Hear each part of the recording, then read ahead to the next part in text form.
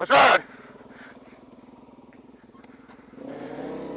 I've already made a video like really discussing in detail about clutchless shifting, and maybe not explaining why it works, but just kind of again really quickly how it works, because I still get people like that'll ask me, they'll see me in a video shifting, I'm saying I'm not using a clutch, and they're like, well, how do you do that, you know? And basically the easiest way to explain it is you chop the throttle, you can shift gears when you chop the throttle. It essentially does the same thing that pulling the clutch in does, because there's a little bit of play between the dogs, and it just allows it to slip into the next gear. In a constant mesh transmission, you can do that, and it's fine. But watch this, the easy thing to do is, like, okay, I'm in fourth right now. If I just put, like, when you're learning how to do it, at least, this is the easy way I think to do it. Put light pressure on the shifter. Like, I'm gonna pull up, but not hard enough to, like, slam force it to shift gears, but just a little bit, and watch, I'm gonna chop the throttle, and it went to the gear on its own.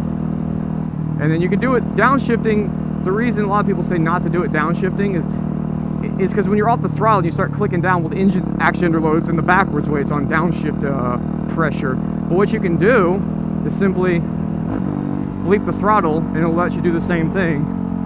Like, if you're off it like this, I mean, when you just initially chop it, you can downshift, it's not a problem. But if it's cruising like this, and you're on the throttle, yeah, downshifting is going to be rough. But if you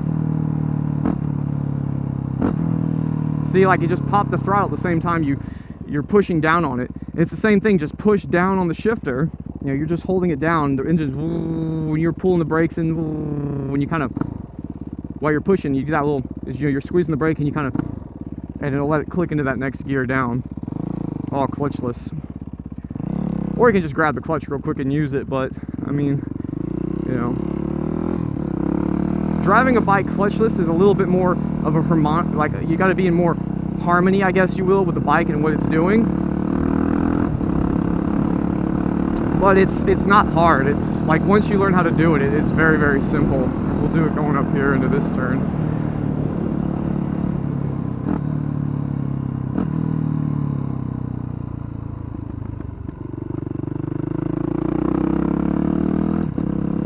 A lot of times I'll use it just because I'm not really paying a lot of attention. The upshift one's going to be the easy one to get the hang of. The downshifting one, like that. That's kind of the noise it'll make. Just like that. And, you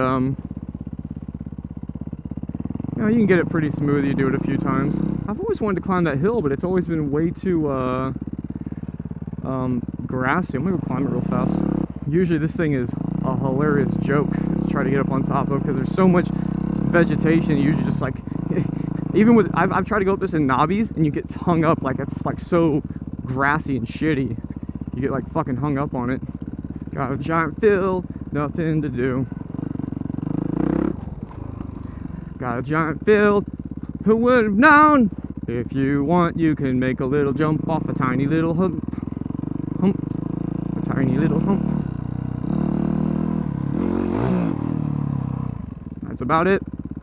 Alright, guys. Alright, guys. Alright, guys, guy. I swear I talk like I'm drunk all the time lately. I think I had a seizure. Fuck me. Normally I have a... Pulled up in America. No. This guy's got a water bottle holder next to the wheel. Oh, yeah, yeah. Flags. Name. Like I said, you know, he's wearing a Harley shirt underneath, like, this jacket he had on. His face.